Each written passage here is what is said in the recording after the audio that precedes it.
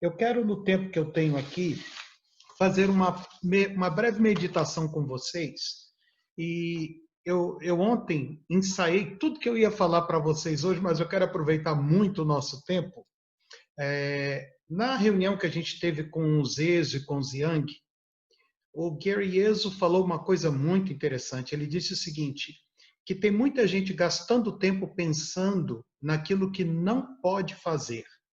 Ah, eu não posso sair de casa, eu não posso passear, não posso ir para o shopping, eu não posso ir para a igreja, não posso fazer o culto lá no templo, eu não posso brincar na rua, eu não posso fazer isso, não posso fazer aquilo.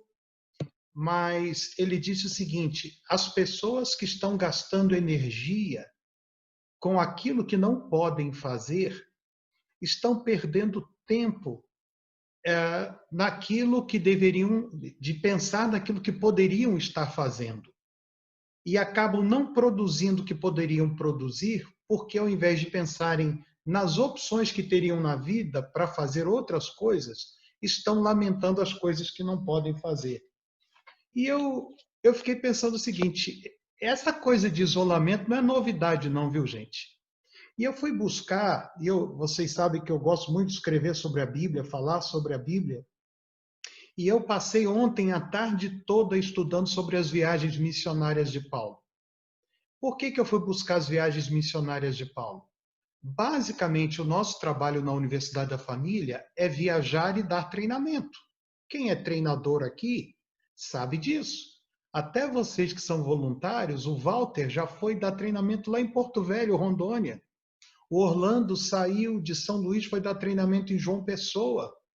O Anderson e a Kellen saíram de Brasília, foram dar treinamento em Fortaleza. O Jorginho de Friburgo me reclama que eu só mando ele para a Baixada Fluminense. Mas tudo bem, o nosso trabalho é viajar, dar treinamento.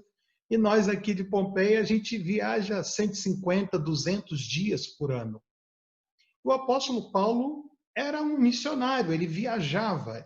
Eu ontem fiz as contas de 39 cidades que são mencionadas por onde o apóstolo Paulo passou no livro de Atos. 39 cidades. Em Corinto, ele ficou 1 ano e meio. Em Éfeso, ele ficou uma outra temporada. E ele ia passando de cidade em cidade, pregando, plantando igreja, levantando líderes. Porém, quando ele vai a Jerusalém pela última vez, voltando da terceira viagem missionária, Paulo é preso. E dali ele parte para Roma para esperar o seu julgamento. E o último capítulo de Atos dos Apóstolos fala que ele ficou 2 anos em prisão domiciliar. Troque prisão domiciliar por isolamento social. Troque prisão domiciliar por confinamento. O que Paulo não podia fazer nesses 2 anos? Ele não podia viajar, ele não podia visitar as igrejas que ele fundou, ele não podia visitar os amigos que ele conquistou ao longo de muitos anos de missões, ele não podia visitar os seus discípulos, Tito, Timóteo, Filemon, Aristarco e Epafrodito, tantos outros que formaram esse círculo mais estreito de amizades. Paulo podia ficar 2 anos em casa reclamando do que ele não podia fazer. Mas vocês sabem o que Paulo fez? Em Atos 28, 31, Lucas diz assim, que ele evangelizava, ele pregava o evangelho. E que ele ensinava o evangelho. E que ele atendia aqueles que o procuravam. Paulo recebia naquele ambiente estreito dele, de pouca liberdade, pessoas às quais ele ensinava e aconselhava.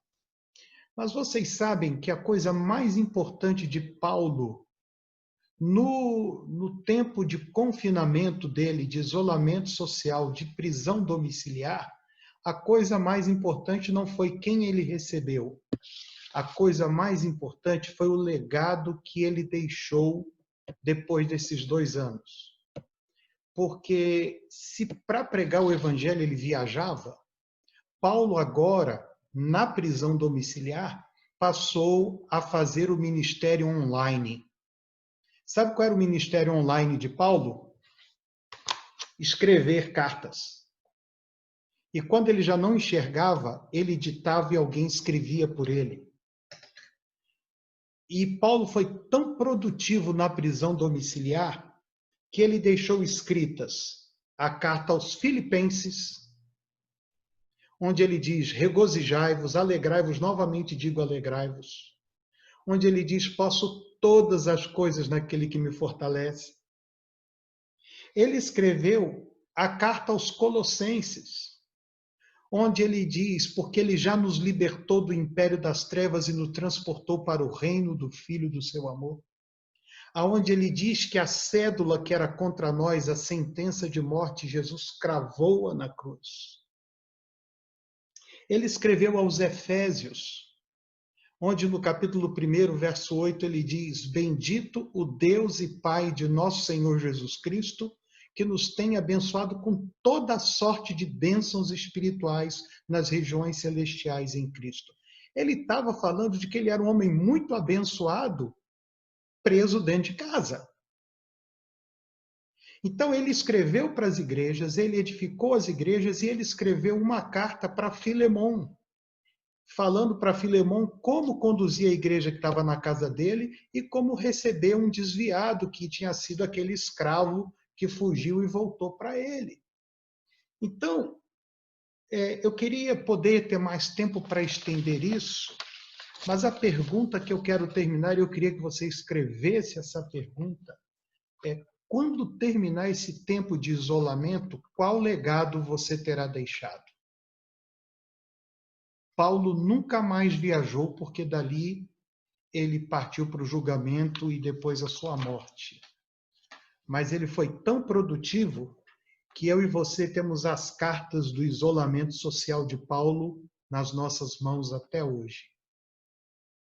Eu quero que você pense, viu, David, Jairo, Otávio, Adriane, Silvana, eu quero que vocês pensem que nesse tempo de isolamento vocês podem produzir coisas para Deus que vão atravessar os anos, as décadas e, quem sabe, a eternidade vai contar o que vocês produziram nesse tempo de isolamento social.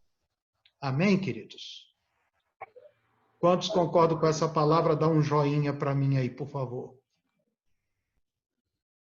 Então, amém.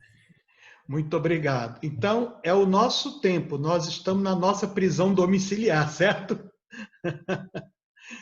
Então, vamos ser produtivos, não é verdade? Vamos tentar fazer as coisas de um jeito que a gente nunca fez antes. E com isso, a gente vai estar produzindo para o reino de Deus.